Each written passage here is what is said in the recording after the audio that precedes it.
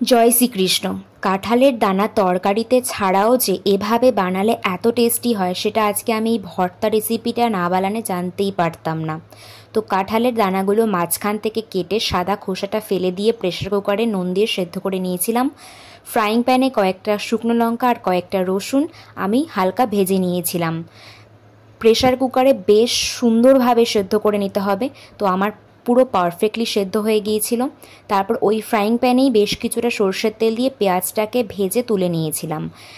এই যে সব কিছু নিয়ে আমি পুরো রেডি, শিলনোড়ায় এক এক করে সব কিছু বেটে নিয়েছিলাম। প্রথমে রসুন, শুকনো লঙ্কা আর তারপর এই কাঁঠালের দানাগুলো হালকা হাতে একটু মেখে নিয়ে তারপরে শিলনোড়ায় বেটেছিলাম।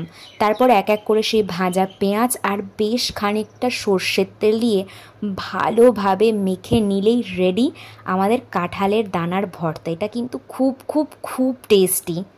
রাধে রাধে।